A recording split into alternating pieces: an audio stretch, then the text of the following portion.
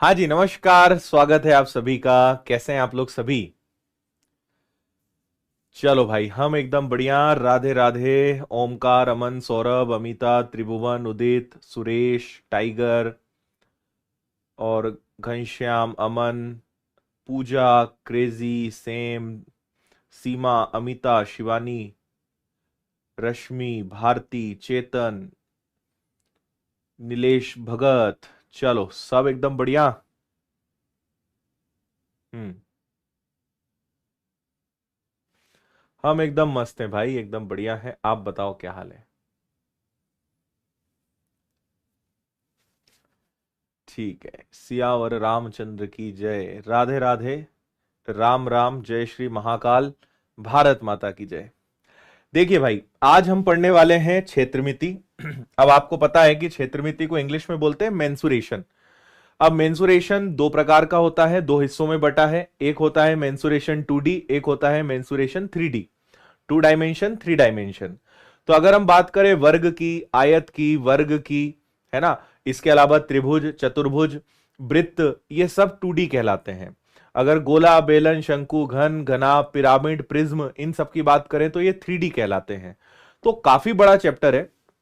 और मैं आपको एक चीज और बता दूं कि मैंने YouTube पर अगर आप इसको सर्च करोगे तो लगभग 12-13 दिन लगातार इसको मैंने पढ़ाया था। अपनी जो मैथ्स वाली चैनल है, आदित्य पटेल मैथ्स, या आप आप तो YouTube पे सर्च कर लेना मेंसुरेशन बाय आदित्य पटेल। आपको हाईएस्ट व्यूज वाला वीडियो अपना ही मिलेगा पूरे YouTube पर। मेंसुरेशन का मिलियंस में इसके व्यूज हैं। और उसके पीछे कारण है कि इसको बहुत बेसिक से, मतलब मैंने उसमें यह तक बताया कि ये फॉर्मूला कैसे बना। ऐसी कई चीजें बताई हैं जो आप बचपन से रटते आए हो, लेकिन आपको उसका कारण ही नहीं पता कि ऐसा क्यों करते हैं। वो सब उसमें समझाया हुआ है। तो आप एक बार सर्च करिएगा, 12-13 लेक्चर्स में पूरा पिरामिड, प्रिज्म सब पढ़ाया है। आप उसको देख सकते हैं। आज हम उतना डिटेल में और सारी चीजों को नहीं देख सकते, हम इसका बस एक अंश देखेंगे। तो आज हम सबसे पहले त्रिभुज से जुड़े हुए प्रश्न करेंगे। ठीक है। मैं ऐसी उम्मीद कर रहा हूं कि आपको फॉर्मूले याद होंगे त्रिभुज के। त्रिभुज में भी बहुत चीजें होती है। त्रिभुज के प्रकार होते हैं, टाइप्स ऑफ ट्राइंगल्स होते हैं। अगर मैं त्रिभुज का बेसिक ही पढ़ाने जाऊं तो 2 घंटे का होता है। तो बहुत नॉर्मल जो आए हुए सवाल हैं वो हम करेंगे।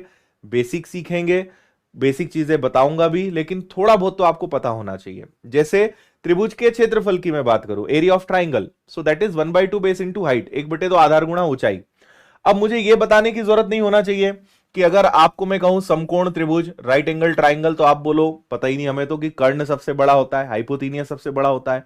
तो समद्विबाहु त्रिभुज होता है, समकोण त्रिभुज होता है, विषम बाहु त्रिभुज होता है, समबाहु त्रिभुज होता है। In English equilateral triangle, isosceles triangle, scalene triangle, right angle triangle. तो 4 प्रकार के त्रिभुज हैं। फिर उनके अपने सूत्र हैं, उनके क्षेत्रफल से जुड़े हुए प्रश्न हैं, काफी सारी चीजें। लेकिन बहुत बेसिक बातें मैं आज आपसे करूंगा।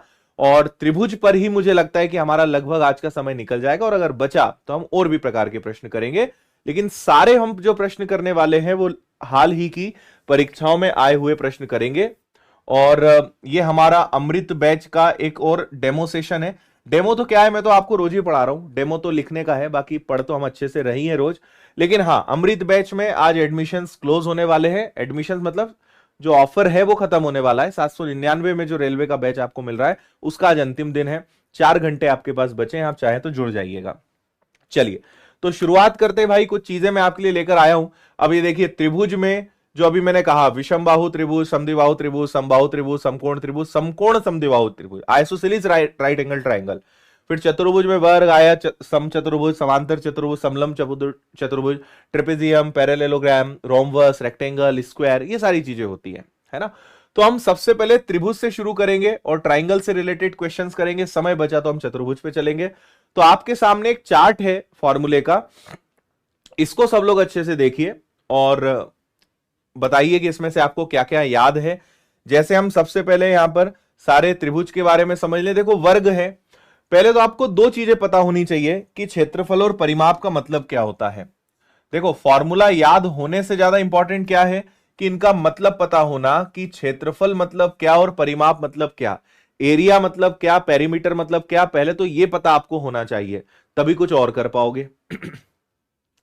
कोई कूपन कोड की जरूरत नहीं है, और अभी आप पढ़िए, मैं कुछ देर में सारी चीजें आपको बता दूंगा, है ना। एक बार जल्दी से देखते हैं, और पहले मैं आपको समझा दूं, फिर मैं इस प्रकार से गायब होकर आपको सारी चीजें बहुत प्रॉपर तरीके से भी दे दूंगा, है ना। तो अभी आप देखिए एक बार, जैसे हम सबसे पहले वर्ग की बात करें तो वर्ग मतलब क्या होता है, जिसकी चारों भुजाएं बराबर हो। तो वर्ग का क्षेत्रफल, क्षेत्रफल का मतलब होता है कोई भी आकृति, कोई भी वस्तु कितना क्षेत्र घेर रही है, कितना एरिया कवर कर रही है in terms of length and breadth, लंबाई और चौड़ाई में कितनी जगह घेरी, वो क्षेत्रफल है। परिमाप, परिधि कभी भी आता है इसका सिंपल मतलब याद रखें, बाउंड्री, किसी भी चीज की बॉर्डर, उसकी सरकमफेरेंस, उसकी परिधि। तो अगर त्रिभुज की परिधि कहें, त्रिभुज का परिमाप कहें, आप याद रखें कि उसकी टोटल बॉर्डर, अब त्रिभुज है तो 3 भुजाएं होंगी, तो तीनों भुजाओं का योग, चतुर्भुज है तो 4 भुजाएं होंगी, चारों भुजाओं का योग। तो जो बाउंड्री है, जो बॉर्डर है, उसे परिमाप कहते हैं। एक भुजा ए है तो 4 भुजा क्या हो जाएगी, 4a हो जाएगी। इसी प्रकार अगर आयत की बात करें तो इसकी लंबाई और चौड़ाई अलग अलग होती है, तो क्षेत्रफल होता है लंबाई चौड़ाई, और परिमाप होता है 2 लंबाई धन चौड़ाई।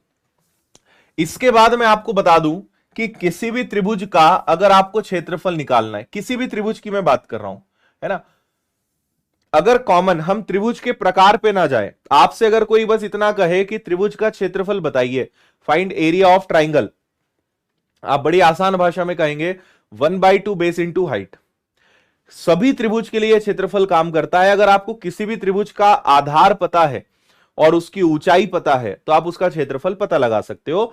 1/2 बेस इंटू हाइट, 1/2 आधार गुणा ऊंचाई। तो बस सिंपल हो गया, 1/2 बेस इंटू हाइट, आधार गुणा ऊंचाई। और परिमाप का मतलब मैंने आपको बताया, तीनों भुजाओं का योग। अगर किसी त्रिभुज की आप तीनों भुजाओं को जोड़ देते हैं तो वो परिमाप हो जाएगा, पेरीमीटर हो जाएगा, है ना। अब बात करते हैं विषम बाहु त्रिभुज की। अगर आपको विषम बाहु त्रिभुज का क्षेत्रफल निकालना है, विषम बाहु त्रिभुज यानी जिस त्रिभुज की तीनों भुजाएं अलग अलग हों, all 3 sides are not same, या all 3 sides of a triangle is different, है ना, सब अपने आप में यूनिक हो, अलग हो, है ना। तो इसके लिए आपको अगर क्षेत्रफल निकालना है तो हीरोज का सूत्र आपने याद करा था, S minus A, S minus B, S minus C, है ना। S minus A, S minus B, S minus C, और अंडर रूट होता है। परिमाप मतलब तो सम ऑफ ऑल 3 साइड्स, तीनों भुजाओं का योग। अगर समद्विबाहु त्रिभुज की बात करें, आइसोसेलेस ट्राइंगल की बात करें, ऐसा त्रिभुज जिसकी 2 भुजाएं बराबर हो, एक भुजा अलग हो, समद्विबाहु, 2 बाहु बराबर हो, 2 भुजा बराबर हो और एक अलग हो, ठीक है। तो इसका आप हीरोज से भी निकाल सकते हो, आप चाहो तो हीरोज फॉर्मूले से भी निकाल सकते हो, नहीं तो b/4, 4a² माइनस b², और यहां पे a का मतलब जो 2 भुजाएं बराबर है और b मतलब ये, तीनों भुजाओं को आप जोड़ दोगे। इसी प्रकार समबाहु त्रिभुज, इक्विलेटरल ट्राइंगल, जिस त्रिभुज की तीनों भुजाएं बराबर हो, all 3 sides of a triangle is equal, जिस त्रिभुज की तीनों भुजाएं बराबर हो उसे हम क्या कहेंगे, समबाहु त्रिभुज कहेंगे। √3/4 a² इसका फॉर्मूला होता है, तीनों भुजाओं का योग क्या हो जाएगा, परिमाप हो जाएगा। समकोण त्रिभुज क्या होता है भाई, मैंने आपको बनाकर बताया, जिसमें एक एंगल 90 डिग्री का हो, ऐसा त्रिभुज जिसका एक कोण 90 अंश का हो उसे हम क्या कहेंगे, समकोण त्रिभुज कहेंगे, है ना। कर्ण, आधार, लंब, कर्ण सबसे बड़ा होता है हमेशा। इसका फॉर्मूला क्या होता है, 1/2 है यही, बेस इंटू हाइट, लंब और आधार, लंब मतलब हो गया ऊंचाई, आधार मतलब हो गया उसका बेस, है ना, आधार गुणा ऊंचाई, ठीक है। तो वही है लंब और आधार, और परिमाप क्या होगा, तीनों को जोड़ देंगे। फिर इसके बाद चतुर्भुज है, तो अभी चतुर्भुज पे नहीं जाते, पहले हम त्रिभुज के प्रश्न कर लें, समय बचा तो चतुर्भुज के फॉर्मूले डिस्कस करके हम चतुर्भुज के प्रश्नों की तरफ चलेंगे। तो पहला सवाल है, और मैं चाहता हूं कि सारी जनता जो भी इस समय लाइव है सब लोग इसका आंसर दें, शायद मुझे कुछ इसमें बताने की जरूरत ही ना पड़े।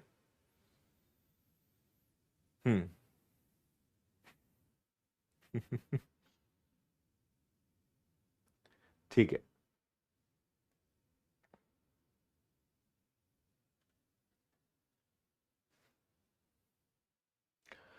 एक त्रिभुज का क्षेत्रफल ज्ञात कीजिए जिसका आधार और संगत ऊंचाई क्रमशः 3.2 मीटर और 75 सेंटीमीटर हो। हम जानते हैं कि भाई किसी भी त्रिभुज का क्षेत्रफल क्या होता है, 1/2 बेस इंटू हाइट। तो अगर मैं यहां पे कहूंगा कि 1/2 हो गया, आधार ऊंचाई दोनों दिया हुआ है, एक आपको 3.2 मीटर दिया है, एक आपको 75 सेंटीमीटर दिया हुआ है ना। क्योंकि आपसे पूरा प्रश्न मीटर में पूछा है, जबकि यहां पे आप ध्यान से देखें तो एक चीज मीटर में है, एक चीज सेंटीमीटर में है, तो ये तो गलत है ना। एक मीटर में एक सेंटीमीटर में है, ये तो बड़ी गलत बात है। सेम होना चाहिए। तो आप या तो क्या, मीटर में अगर आंसर देना है तो सेंटीमीटर को बदलना पड़ेगा। एक मीटर में 100 सेंटीमीटर होते हैं क्या, तो आप इसको अगर 100 से भाग दे देंगे तो ये आपका किस में कन्वर्ट हो जाएगा, ये आपके मीटर में कन्वर्ट हो जाएगा। तो बस इसको सॉल्व कर लें, एक ये हटेगा तो नीचे एक जीरो बढ़ जाएगा। 2 से अगर आपने इसको कैंसिल करा तो ये 16 हो जाएगा। 16 पंजे 80, 112। देखो 16 पंजे 80, 16 इंटू 7 112, 8 120, 120 यानी 1.2, तो 1.2 स्क्वायर मीटर ये आपके प्रश्न का आंसर होना चाहिए, 1.2। कोई कंफ्यूजन, डाउट, दिक्कत, परेशानी हो तो बिंदास पूछिए।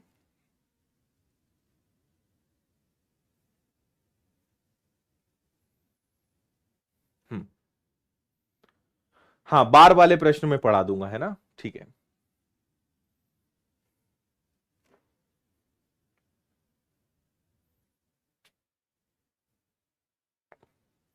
लाइव रिकॉर्डेड दोनों मिलेगा मैथ्स फाउंडेशन में आपको अंशु। ठीक, क्लियर है सभी को।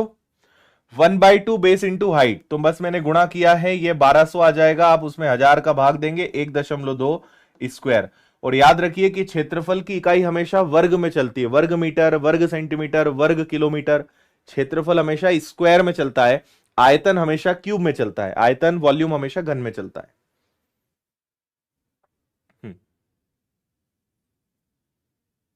हाँ,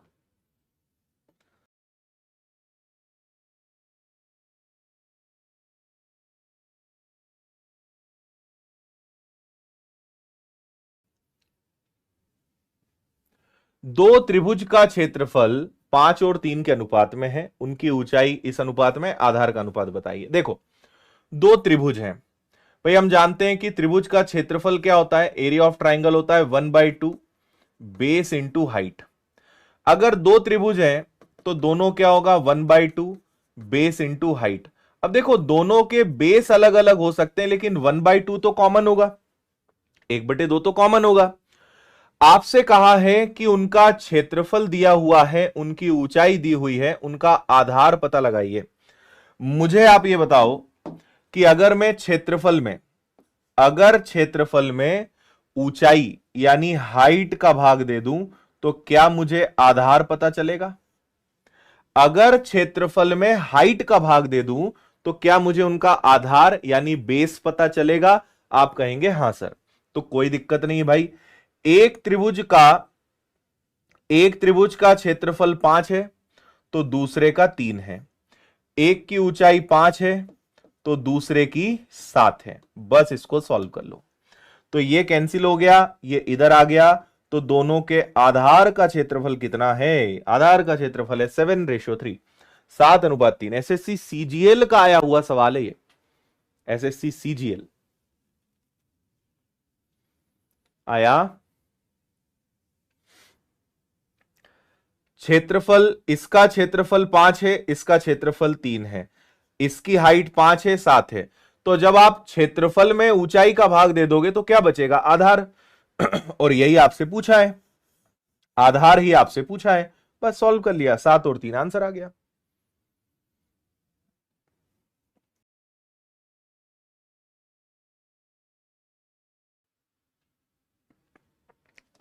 चलें आगे।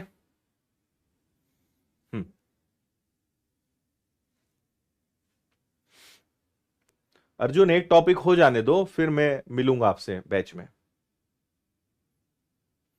अजय पढ़ लो उसको, आ जाएगा समझ में।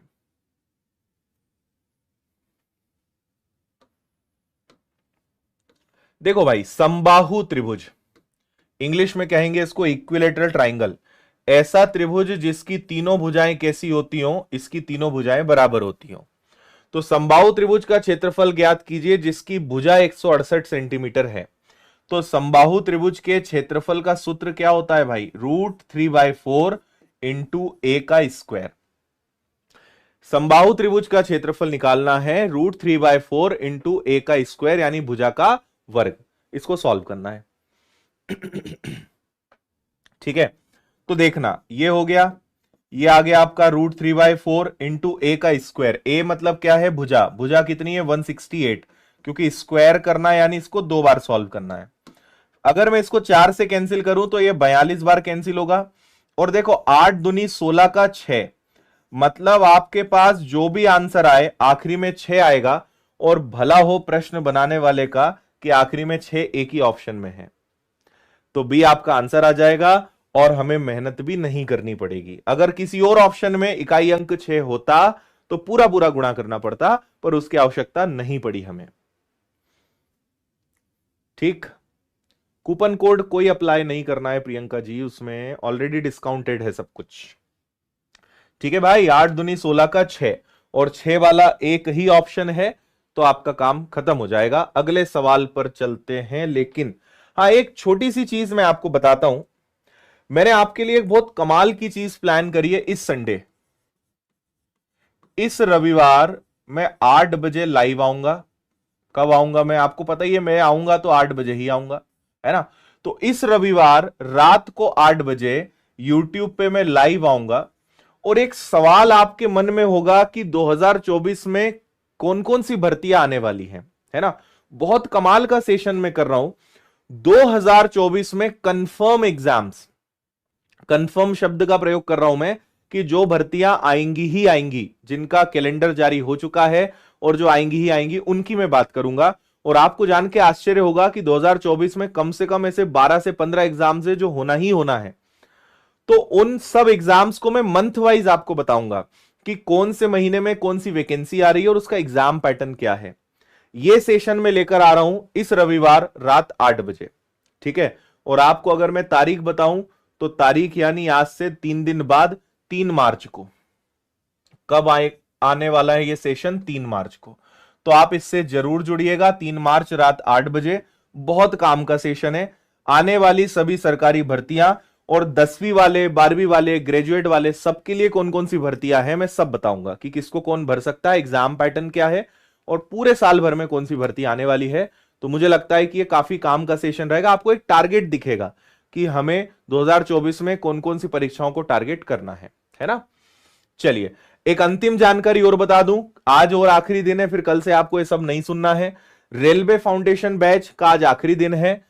एडमिशन तो आप बाद में भी ले पाओगे, लेकिन ये फीस आपको दोबारा नहीं मिलेगी। तो आज अंतिम दिन है। अगर आपको जुड़ना है, रेलवे की एग्जाम की आपकी साल भर की तैयारी आपको करनी है कि इस साल कोई भी रेलवे की वैकेंसी आए, NTPC, group D, RPF, technician, सब कुछ, तो उनका पूरा सिलेबस आपका कवर हो, जिसकी फीस ओनली 799 है। बट ये 2 वैकेंसीज टेक्निकल है, उसमें टेक्निकल सिलेबस कवर नहीं होगा। बाकी तो group D, NTPC, CBT 1, CBT 2 सब कुछ कवर होगा। तो ये आप जुड़ सकते हो। 11 टीचर्स की आपको शानदार टीम इसमें मिलेगी, सारी सुविधाएं, लाइव क्लासेस, बाद में देखने के लिए recorded, mock test, notes, material, सब कुछ। आप चाहते हैं कि इसमें मैथ्स का कंप्लीट बैच भी आपको फ्री मिल जाए, तो मात्र 999 रुपए में पूरा रेलवे फाउंडेशन और पूरा मैथ्स फाउंडेशन दोनों आपको इसमें मिलेंगे। आज आखिरी दिन है, कोई कूपन कोड नहीं लगाना है, जो फीस है वही एप्लीकेशन पे दिखेगी और उसी में खरीदना है ना। और जो क्लासेस 2-3 दिन की हो चुकी है वो रिकॉर्डेड मिल जाएगी, कल से लाइव देखो। इन केस लाइव नहीं देख सकते, रिकॉर्डेड क्लास बाद में कभी भी कितनी भी बार देख सकते हो। ठीक है, और अगर सिंगल मैथ्स का कोर्स लेना है, ओनली मैथ्स पढ़ना है, तो 599 में मिल जाएगा। और कल से ही आप देखेंगे सब चीजों की फीस बदल जाएगी। फिर कई लोग बाद में आते हैं, सर हमें तो लगता था कि शायद नहीं बदलेगा, तो भाई कल बदल जाएगा, फिर मत बोलना कि फीस बढ़ गई है ना। वैसे ही हम 2-3 दिन बढ़ा चुके हैं। अगर आपको इंदौर आके ऑफलाइन तैयारी करनी है रेलवे की, तो इसका नया बैच 12 मार्च से चालू हो रहा है। रेलवे फाउंडेशन ऑफलाइन हम लेकर आ रहे हैं 12 मार्च से इंदौर में, भवरकुआ सेंटर पर। तो आप चाहते हैं, आपके कोई भी भाई बंधु है, आप उन्हें भेज सकते हैं। 1 batch for all railway exams, है ना। बाकी एसएससी सिलेक्शन पोस्ट का कोर्स भी आपको मिल जाएगा। और महिला पर्यवेक्षक का नया बैच 799 रुपए में 6 मार्च में से चालू हो रहा है। सारी लाइव क्लासेस शानदार तरीके से आपको मिलेगा। चलिए, अगले सवाल पर चलते हैं। अगला सवाल आपके सामने है, जरा देखिए और बताइए क्या आंसर आएगा। हाँ,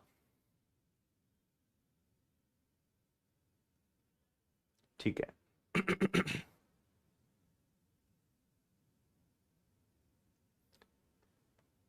देखो YouTube की क्लास और भाई बाकी क्लासेस, ऐप की क्लास में अंतर होता है ना, वहां type wise, topic wise, zero level से।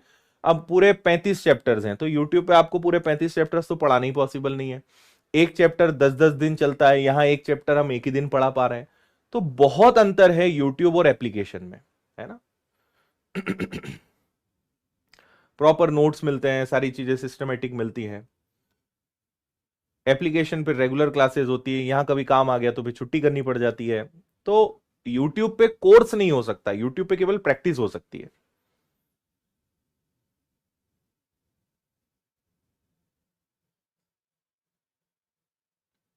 ठीक है।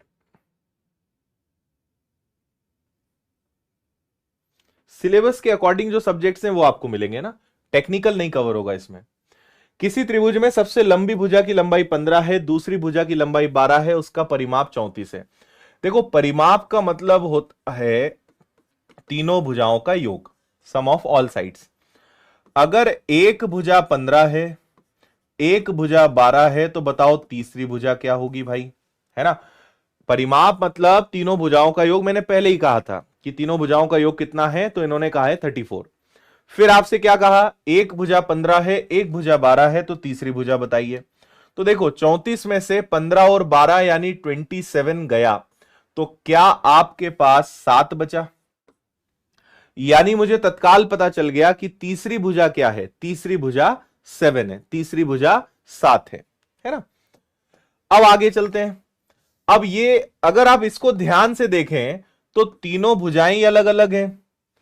हमें अब यह तय करना है कि ये कौन सा त्रिभुज है, क्योंकि हमें यह तो पता नहीं कि इसमें आधार क्या है, ऊंचाई क्या है। तो यह कहलाएगा आपका विषम बाहु त्रिभुज। क्या कहलाएगा, विषम बाहु त्रिभुज, in English scalene triangle.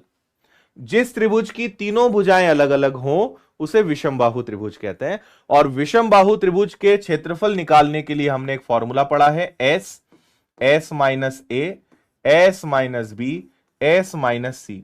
School के जमाने की कुछ ही चीजें याद हैं, उनमें से यह फॉर्मूला एक है ना। बहुत कम चीजें हमें स्कूल की याद है, लेकिन यह वाला फॉर्मूला बहुतों को याद होना चाहिए। ठीक है भाई, चलो। अब सवाल उठता है, एस क्या होता है। कई लोगों ने पूरी स्कूल की जिंदगी निकाल दी, लेकिन उन्हें पता ही नहीं कि एस को इंग्लिश में या हिंदी में क्या कहते हैं। एस का मतलब होता है अर्ध परिमाप, और इंग्लिश में इसको कहते हैं सेमी पेरीमीटर। एस मतलब अर्ध परिमाप, परिमाप का आधा। तो परिमाप कितना है 34, इसका आधा करेंगे तो एस की वैल्यू क्या मानी जाएगी, एस की वैल्यू 17 मानी जाएगी। ठीक है, तो यहां पे आ जाओ। सबसे पहले लिखो एस, एस मतलब क्या आ जाएगा 17। अब 17 में से एक बार 15 गया तो बचा 2, 17 में से 12 गया तो 5, 17 में से 7 गया तो 10। ठीक है, इसको सॉल्व कर लो।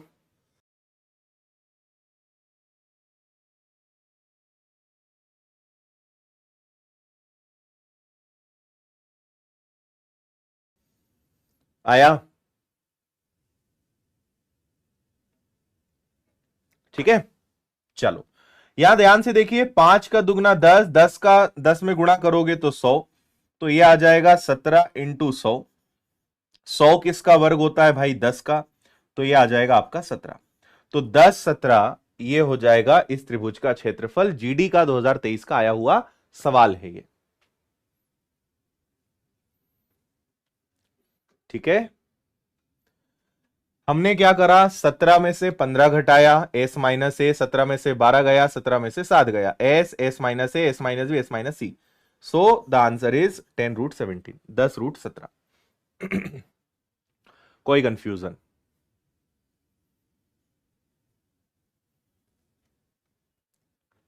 ठीक है, वेरी गुड। चलो आगे। एक त्रिकोण में एक भुजा की लंबाई 5 है, दूसरी दो भुजाओं की लंबाई के बीच का अंतर 1 है। त्रिकोण की परिधि, परिधि और परिमाप एक ही शब्द है, इनमें कभी कंफ्यूज नहीं होना। मैं चाहता हूं एक बार आप सब लोग इस सवाल को बहुत अच्छे से पढ़ लो, फिर बाद में मत पूछना ये कैसे आया और वो कैसे आया।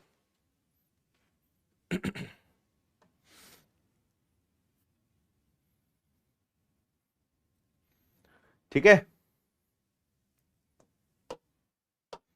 देखो आपको पता है कि परिधि यानी तीनों भुजाओं का योग, तीनों भुजाओं का योग कितना है 20 है। एक भुजा की लंबाई 5 है, दो भुजाओं के बीच का अंतर यह है।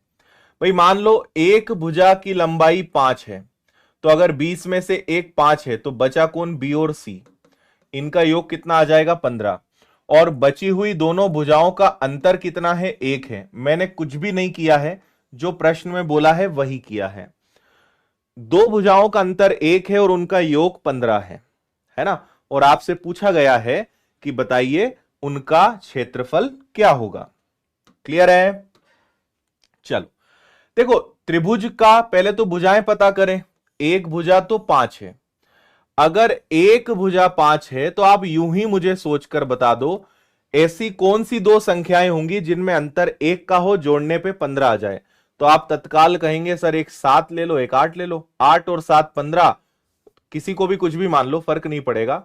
8 और 7 15, 8 में से 7 गया 1, तो मुझे पता चल गया कि उस त्रिभुज की तीनों भुजाएं कितनी है, 5 8 और 7। ठीक है, अब निकाल लेते हैं इसका क्षेत्रफल। तो क्षेत्रफल का फिर वही करना पड़ेगा, एस, एस मतलब अर्ध परिमाप। तो पहले तो आप करोगे 20 का आधा, जो कितना होता है 10, है ना। तो आप लगाओगे S, S minus A, S minus B, S minus C और अंडर रूट। तो एक हो गया आपका 10, 10 में से 5 गया, 10 में से 8 गया और 10 में से 7 गया। सॉल्व करो और बताओ क्या आएगा।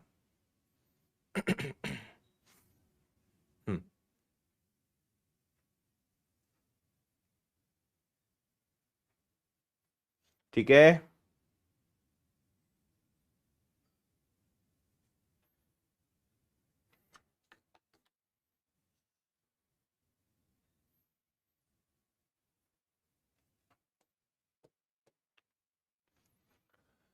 देखो हमें बाहर निकालना है अल्टीमेटली इसमें से। तो 5 का दुगना 10 और 10 100, वापस से वही हो जाएगा 10 और अंदर रह जाएगा 3।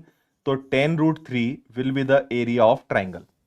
10√3 आपके त्रिभुज का क्षेत्रफल हो जाएगा।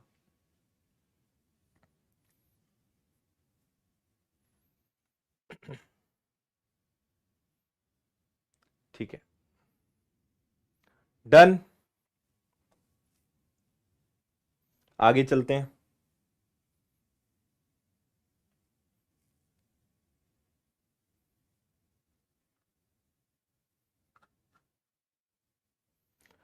एक समकोण, देखो टाइप थोड़ा चेंज हुआ है। एक समकोण त्रिभुज का क्षेत्रफल 42 वर्ग सेंटीमीटर है, लंब इतना है तो आधार कितना। बहुत आसान प्रश्न। ये हो गया आपका एक समकोण त्रिभुज, एक एंगल 90 डिग्री होगा ही होगा।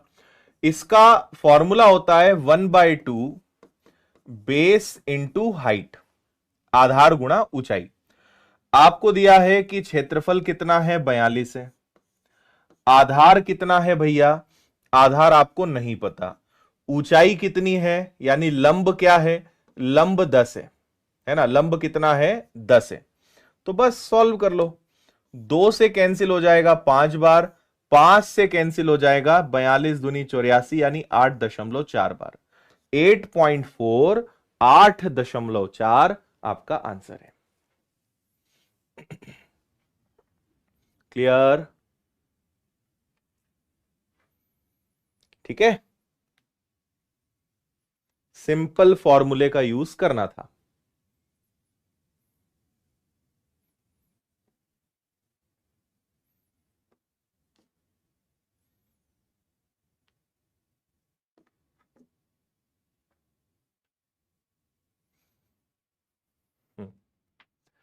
एक त्रिभुज की भुजाएं 5 12 13 है। त्रिभुज की भुजाओं के मध्य बिंदु को मिलाने से बने त्रिभुज का क्षेत्रफल क्या है। बहुत बढ़िया सवाल है। देखो आपको सबसे पहले तो एक चीज पता होनी चाहिए जिसका नाम है ट्रिपलेट।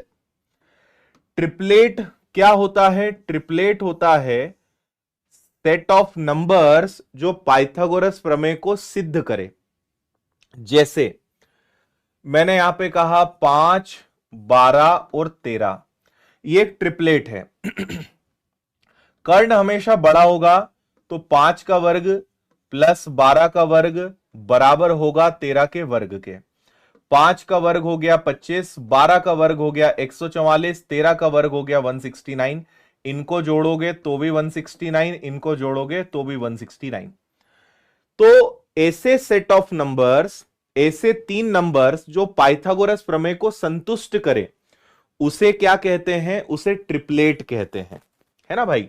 जैसे मैं आपको और बताऊं तो एक हो गया 8, 15 और 17, एक हो गया 9, 40 और 41। तो ऐसी बहुत बड़ी लिस्ट है। और आपको अगर ट्रिपलेट को और गहराई में पढ़ना है तो इसको मैंने अलग से टॉपिक की तरह पढ़ाया है। आप सर्च करिएगा ट्रिपलेट बाय आदित्य पटेल, आपको वीडियो मिलेगा, है ना। तो ये क्यों मैं बता रहा हूं, क्योंकि यहां पे क्या आया है 5, 12 और 13।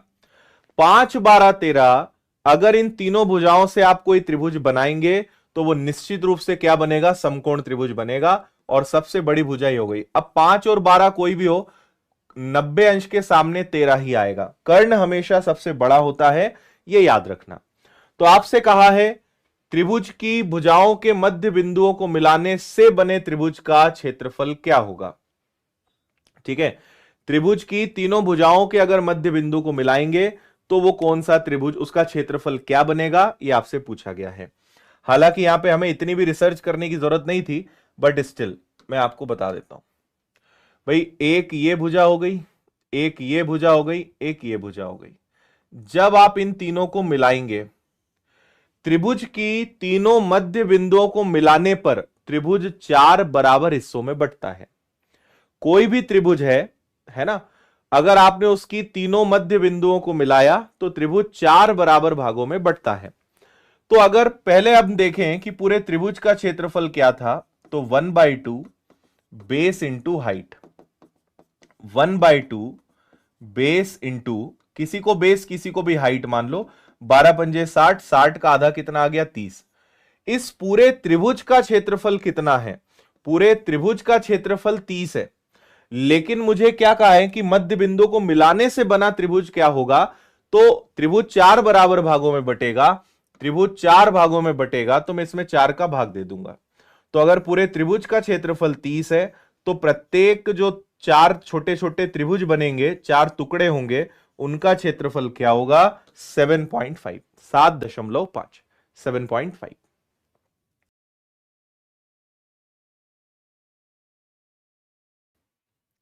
क्लियर हुआ क्या? जब आप त्रिभुज के तीनों मध्य बिंदुओं को मिलाएंगे तो त्रिभुज 4 बराबर भागों में बटेगा। तो आप पूरे त्रिभुज का क्षेत्रफल का 1/4 निकाल दीजिए, 4 का भाग दे दीजिए, you will get single piece. एक एक छोटे छोटे टुकड़े की वैल्यू पता चल जाएगी। चलें आगे, पढ़ें सवाल को। 3 त्रिभुजों को एक बड़े त्रिभुज के तीनों कोनों में से इस तरह बनाया जाता है कि प्रत्येक छोटे त्रिभुज की प्रत्येक भुजा बड़े त्रिभुज के अनुरूप भुजा की 1/4 है। तीनों त्रिभुजों के कुल क्षेत्रफल और बड़े त्रिभुज के शेष क्षेत्रफल का अनुपात कितना है? सवाल इतना आसान है कि मैं आपको क्या बताऊं, बहुत इजी क्वेश्चन, बस समझ आना चाहिए। समझ आए तो आसान, नहीं समझ में आए तो बहुत कठिन है। पढ़ लो।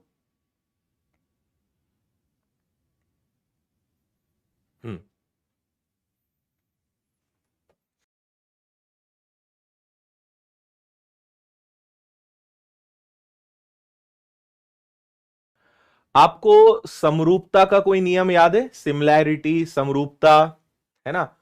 क्या होता है कि जब कोई त्रिभुज है, हम जब उसको काटते हैं, इस प्रकार से हमने कट लगाया, तो त्रिभुज दोनों, एक छोटा त्रिभुज बना, एक बड़ा त्रिभुज ऑलरेडी था।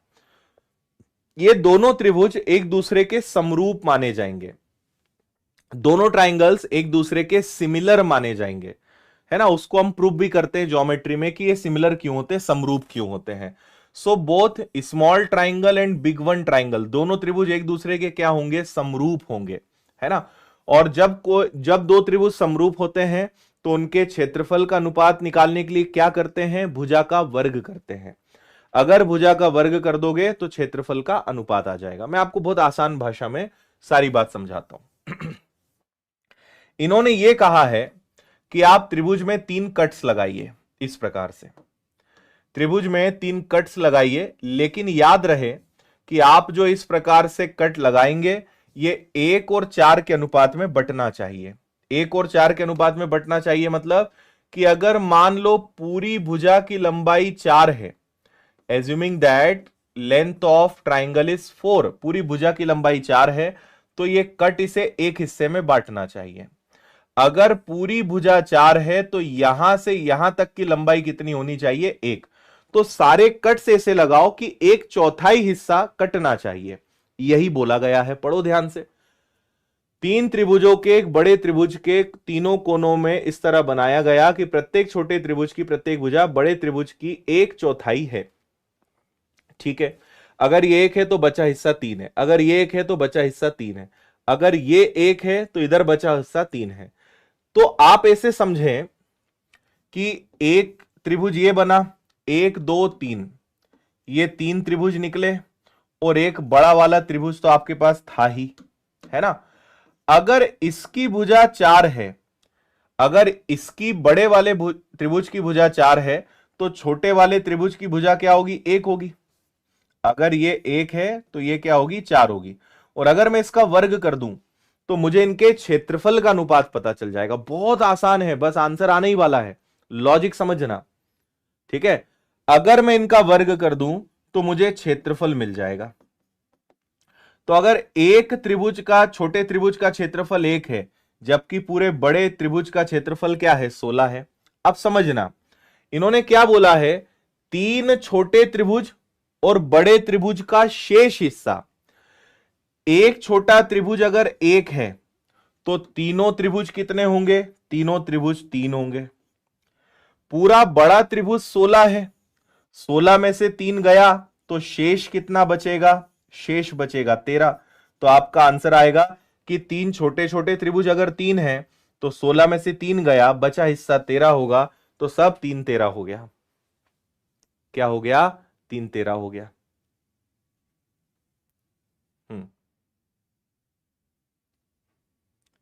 बताइए, समझे कि नहीं समझे?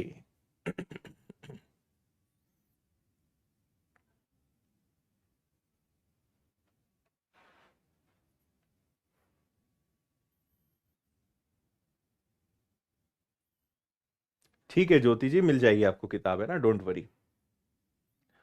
अरे समझ में आया। पूरा त्रिभुज अगर 16 है, 1 2 3, इसमें से 3 हिस्से गए तो जो शेष है वो क्या बचा? 13। ये 1 है, ये 1 है, ये 1 है, तो 13 और 3, 3 13, है ना।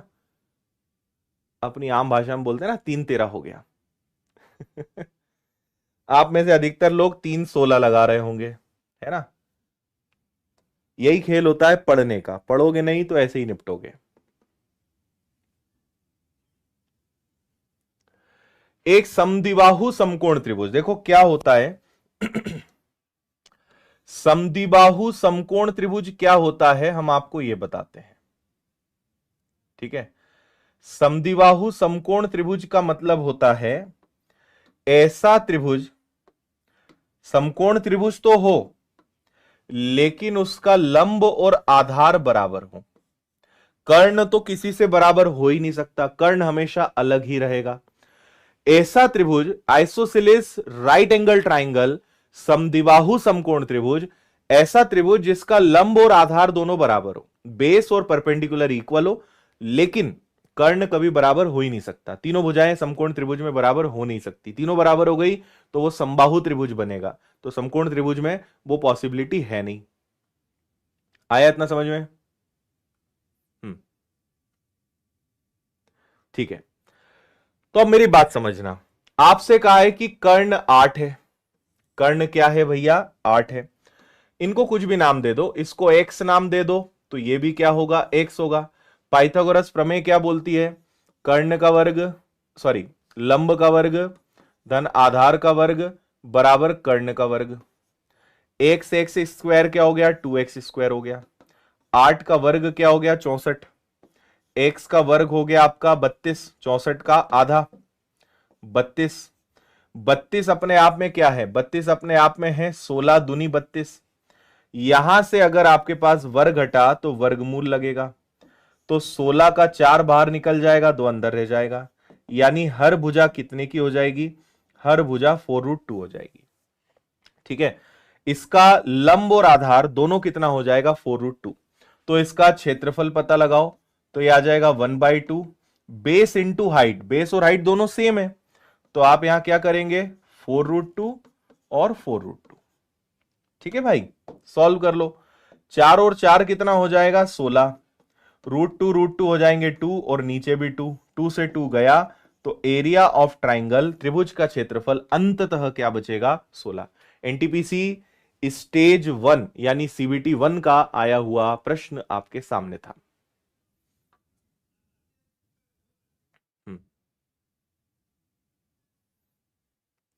आया सभी को समझ में? पूरा खेल केवल फॉर्मूले का है। अगर आपको फॉर्मूले याद हैं, ये जो एडवांस मैथ्स वाला जो है ना, एलजेब्रा, ट्रिग्नोमेट्री, ज्योमेट्री और मेंसुरेशन, ये सब चैप्टर्स में केवल फॉर्मूलेस का खेल है। अरिथमेटिक में आपको पता है अपन फॉर्मूले को देखते तक नहीं, क्योंकि वहां लॉजिक्स हैं। एडवांस में कंसेप्ट्स, थ्योरम्स और फॉर्मूले हैं, याद है। और इसका मतलब ये नहीं कि एडवांस मैथ्स कठिन है, बस वो कंसेप्ट्स, थ्योरम्स और फॉर्मूले याद होने चाहिए। याद है तो प्रश्न आसान है, नहीं याद है तो एडवांस मैथ्स कठिन है। और अरिथमेटिक में वैसे भी थोड़ा बहुत करके कहीं ना कहीं तुक्का लग जाता है या लॉजिक्स लग जाते हैं। एडवांस में लॉजिक सेकेंडरी है, कंसेप्ट्स, फॉर्मूला प्राइमरी है। वो याद है तो आप आगे जाके भले कुछ तुक्का मार सकते हो। इसलिए ध्यान रखें कि यहां पे आपका काम बिना कंसेप्ट्स, बिना फॉर्मूले के नहीं चलेगा। ठीक है, क्या दिक्कत है भाई? 16 ही तो आंसर आएगा। 4 और 4 का गुणा करोगे 16, √2 और √2 हो जाएगा 2, 2 से 2 डिवाइड होगा, आपका आंसर क्या आ जाएगा, आपका आंसर 16 आ जाएगा, 16 आ जाएगा। ठीक है, हम्म।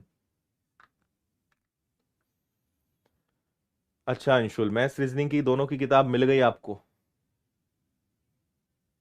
Very good.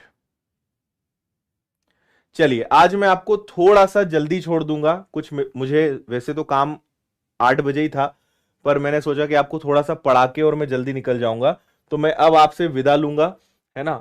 थोड़ा सा कुछ काम है, मुझे कहीं जाना है अभी। तो आप ये वाला सवाल आपको मैं होमवर्क में दे रहा हूं, ठीक है। और कल कौन सा टॉपिक पढ़ना है आप मुझे कमेंट करके बताना।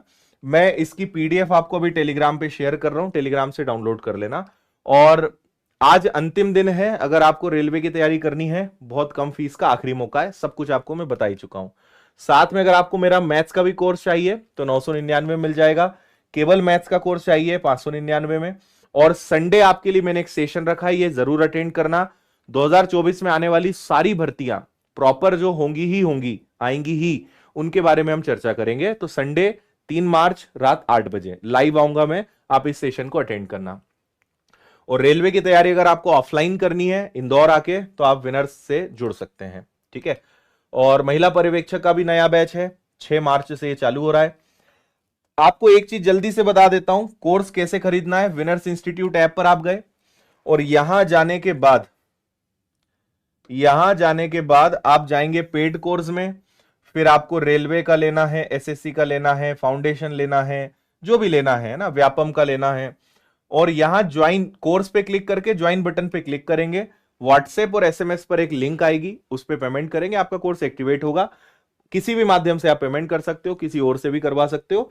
और माय कोर्सेस पे जब आप जाएंगे तो आपको अपना कोर्स दिखाई देने लगेगा, ठीक है। और ये हमारी सारी किताबें हैं, विनर्स पब्लिकेशन एप्लीकेशन से आप किताबों को ऑर्डर कर सकते हो। ओके भाई, चलिए कल वापस मिलते हैं। और अगर आप रेलवे बैच में हैं तो फिर सुबह एप्लीकेशन पे आपसे मुलाकात होगी ही। और मैं एप्लीकेशन पर एक टॉक सेशन भी कर रहा हूं सारे स्टूडेंट्स का। मोस्ट प्रोबेबली सैटरडे की कोशिश करते हैं कि एक टॉक सेशन आपका हो जाए, तो शनिवार को हम वो भी करने वाले हैं, है ना। और एप्लीकेशन पे हम मिलते ही रहते हैं, गाइडेंस हो, मोटिवेशन हो, स्ट्रेटेजी हो, रणनीति, स्टडी प्लान, ये सब चीजें चलती ही रहती हैं चर्चा में, तो वो भी आपको सब मिलता रहेगा, है ना। तो कल मिलते हैं, कल क्या पढ़ना है मुझे कमेंट करके आप बताना। Okay, thank you, bye bye, Ram Ram, जय हिंद, खुश रहिए, मस्त रहिए, मुस्कुराते रहिए, टेक केयर।